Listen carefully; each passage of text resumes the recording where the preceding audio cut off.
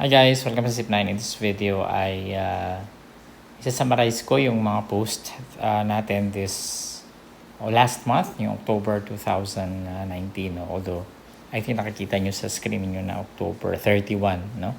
But this will be uploaded in November na. So, yeah, the month is over. So, natapos na rin natin yung mixture problems. No? Kompleto na yan. Tinapos natin yan at nagkaroon tayo ng 5 videos ngayon. All in all, no, we have 12 mixture problems. Ito yung mga bago. No? Tapos nagtagdag ako sa pre-calculus. No? Sa senior high school pre-calculus series natin. Inumpisahan ko na yung parabola. No? So, 5 rin yan.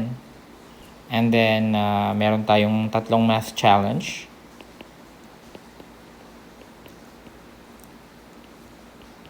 Tapos meron tayong book review, no? So this is new, no? Pinakita ko sa inyo yung isang book on calculus, no?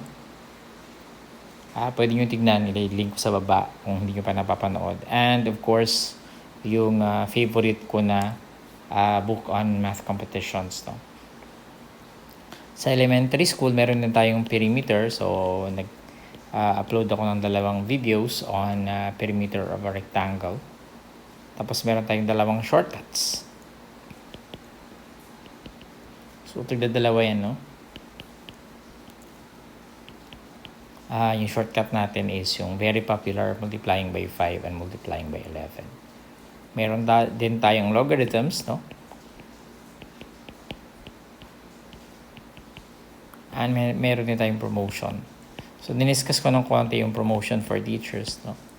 Although hindi siya math, pero since teacher ako, I think relevant siya sa channel. At alam ko rin naman na marami tayong mga teachers na na subscribers. So yan yung for October 2019.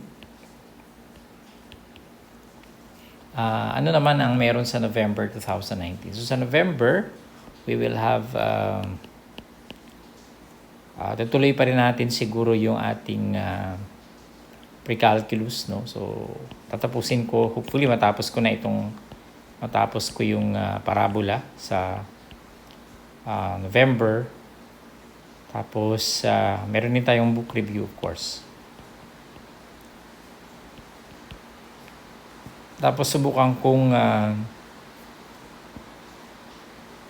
tignan natin kung pwede natin umpisahan yung logic, no? Kasi marami nagre-request niyan.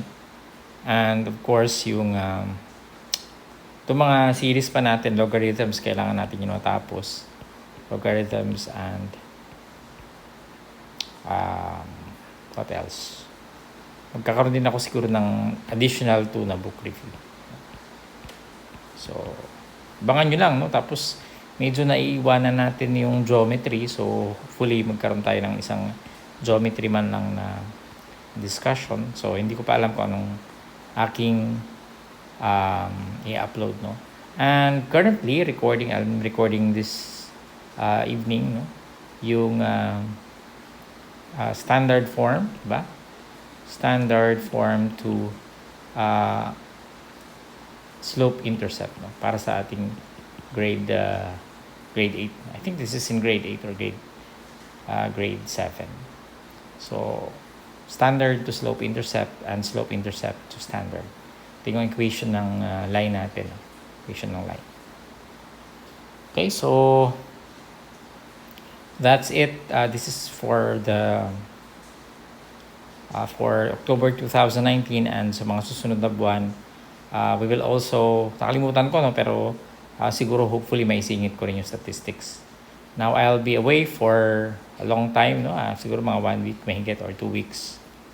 I'll be out of the country, so I'll try to record as many videos as possible para nakapila na siya. See you! By the way, bago ako tapos, gusto ko i-invite sa zip9.com yung ating website at syempre sa ating YouTube channel, youtube.com/user/zip9page. See you!